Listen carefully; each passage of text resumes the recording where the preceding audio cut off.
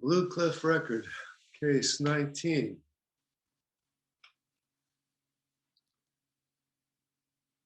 Whenever someone asked him a question, Gutei raised one finger.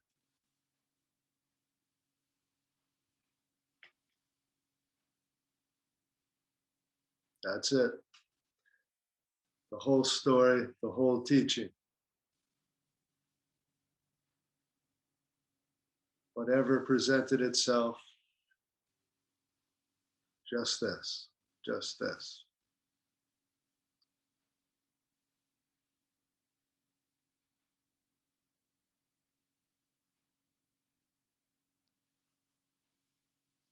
We might see it as direct and profound. Yet I remember Bernie Glassman giving a talk on this case years ago where he remarked, how many of us would ever stick with a teacher like that? Who would ever stay with somebody who never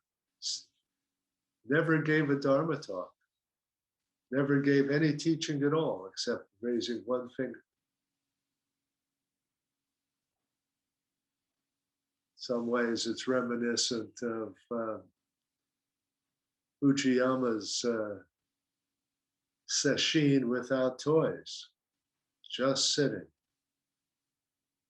hour after hour. No Dharma talks, no teishos, no liturgy, just complete trust in Zazen. What could possibly go wrong? Well, actually quite a lot.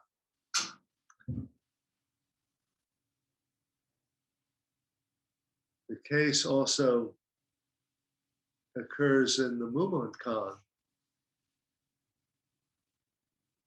And there it's expanded, and we do get a sense of how it could go wrong and more about how it needs to function. In the Mumonkan, we hear that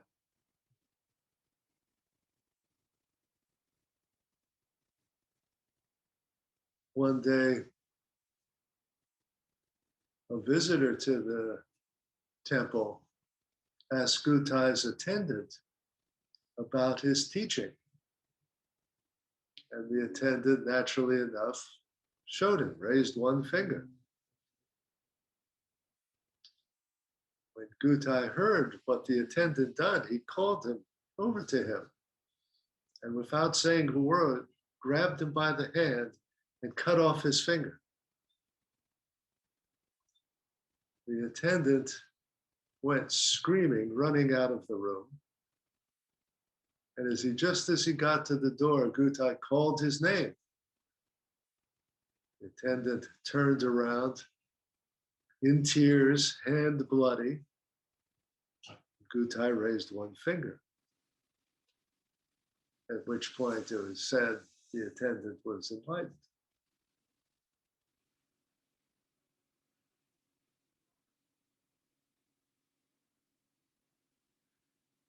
Now, what happened? Why was the attendant not enlightened all the years before seeing that one finger? Why did it happen only in this extreme situation?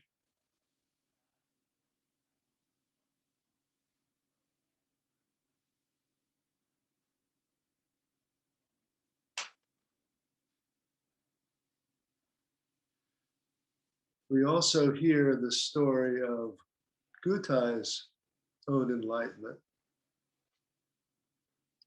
Apparently, he was a simple but very devoted monk who for years practiced in a small temple by himself. And his main practice was chanting some kind of short mantra or dharani that included the word Gutei in it. And he repeated this over and over and over again, such that he sort of developed the nickname Gutei, guy who just chanted Gutei all the time. Seems like from the very beginning, he was something of a one-trick pony. But this served him very well for many years.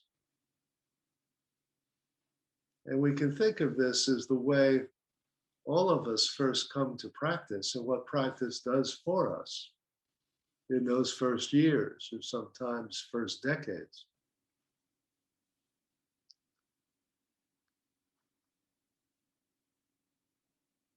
We may come to practice with our mind or our life in a kind of disorganized state, unsettled, unsatisfied,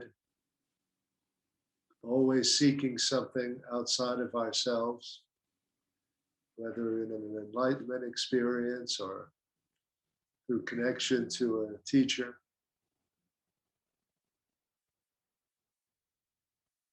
But gradually, the routine and the discipline of practice itself, day in and day out, the practice of just showing up, settles us down, gives us some ground beneath us, gives us stability. This is the practice of just making your bed every morning, practice of showing up. And we could call this the practice that builds a bigger container,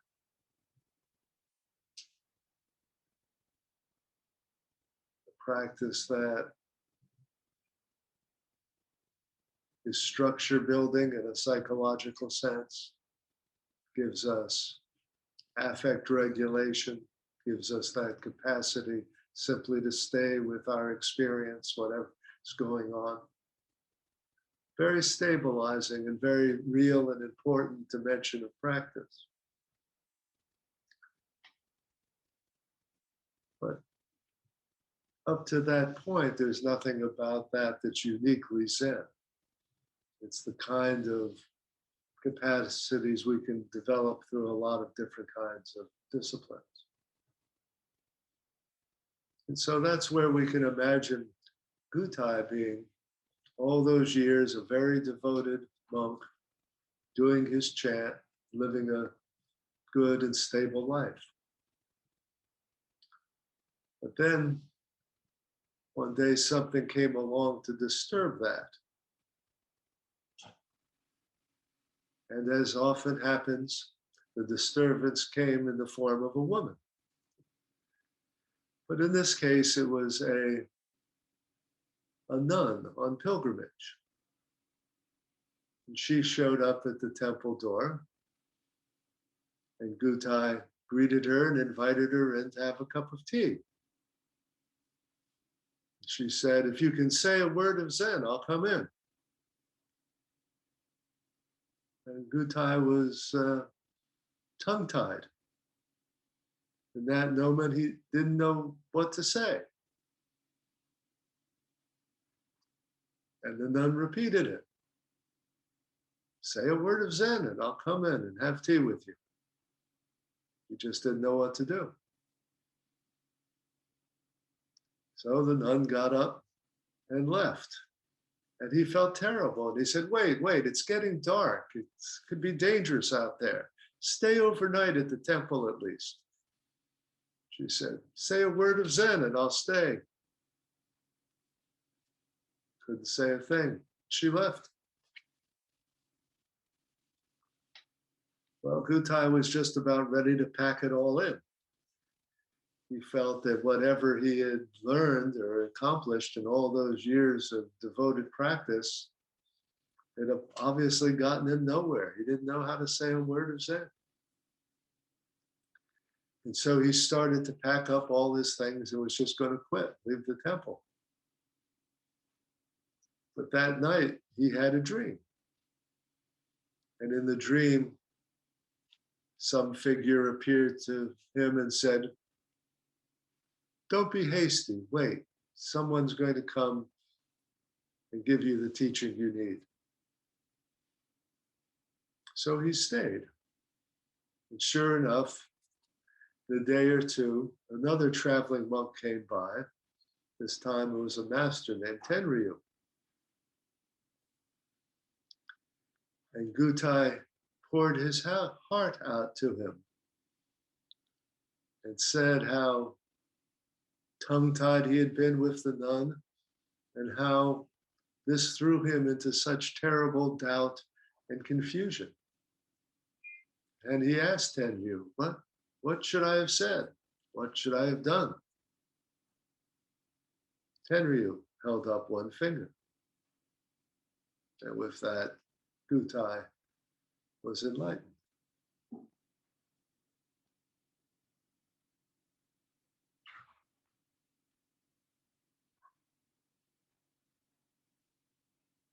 Well, how do we understand this?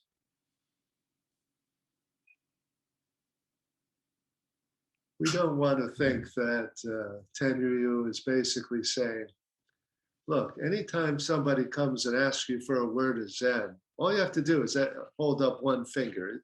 That'll work every time. Nobody can fault you for that. That would just be giving him a good Zen trick, right? And unfortunately, most of us go through koan study like that. We're looking for a good trick, a good answer. But it doesn't really explain what transformed Gutei. See, when I hear that story, I'm reminded also of the koan about the fire boy seeking fire, which is another story about a monk who was very well settled in his practice and for years never came to Dokusan. And the teacher one day finally summoned him and said, you've been here a long time. Why don't you ever come into Dokusan? And he said, to be honest, with my previous master, all my questions were settled. I don't have any problems or questions to bring to you. And the teacher said, oh, really? That's very impressive. What happened? And he said, one day my teacher was giving a talk on the fire boy seeking fire, and I realized that was me, that the very thing I had been seeking all my life was within me, and I had nothing more to ask or nothing more to seek. And the teacher said, well, that's a good story, but I'm afraid you didn't understand it at all.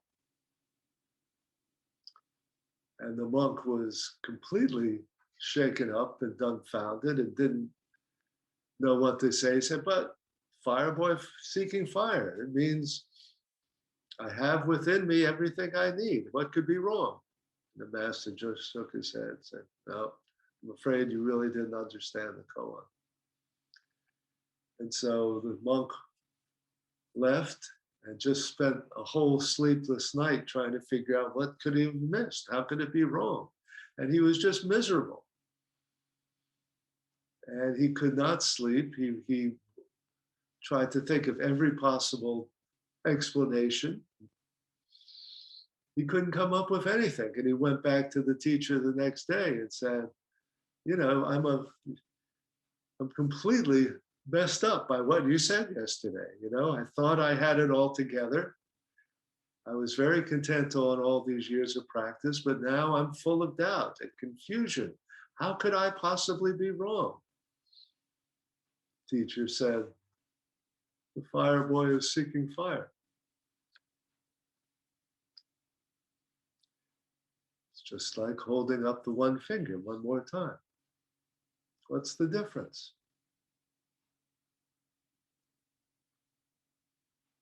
See, in each of these cases,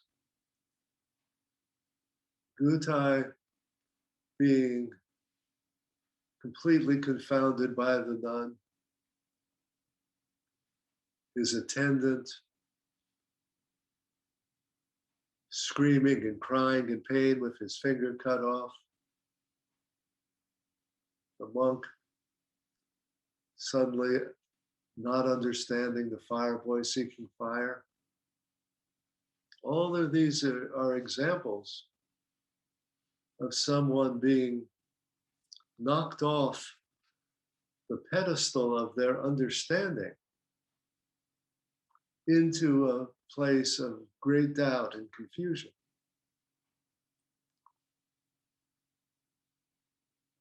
And something happens not to resolve that confusion, but to really show them that that confusion itself is not separate from the one finger, not separate from the fireboy.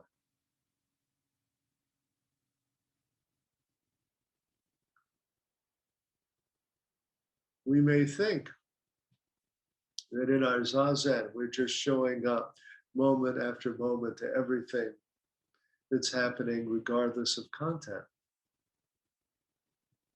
But inevitably, we settle into a confidence in that and a steadiness there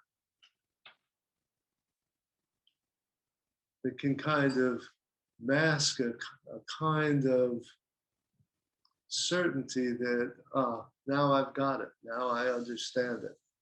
This is practice.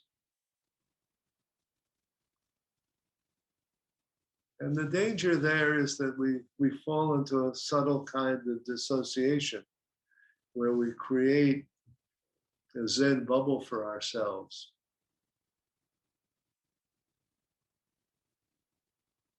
It works very well for a long time. But as we say, life, the only teacher, will eventually come by and present us with something that won't fit into our container. And that's the challenge of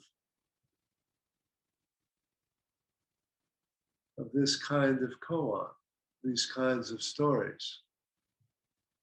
Something has to tip us over into a kind of unmediated confrontation with our own doubt and confusion and pain and mortality. And in the midst of that, something can happen where we can really see that not as a problem to be solved, but simply as our life itself. See, if we go back to the very first, the first line in the koan in the Blue Cliff record, says, whenever someone asked him a question, Gutei raised one finger. We shouldn't think that the one finger is somehow simply an answer to the question that people are asking.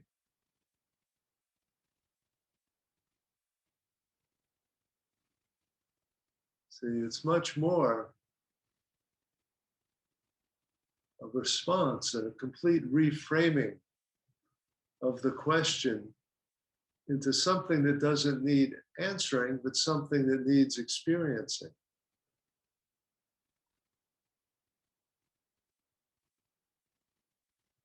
I'm afraid of dying. I've just lost a parent. My child is ill.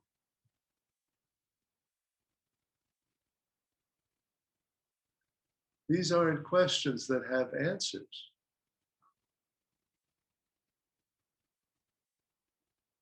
But the one finger says, these experiences themselves, the ones making us suffer, the ones we want an answer to, the ones we're trying to get away from,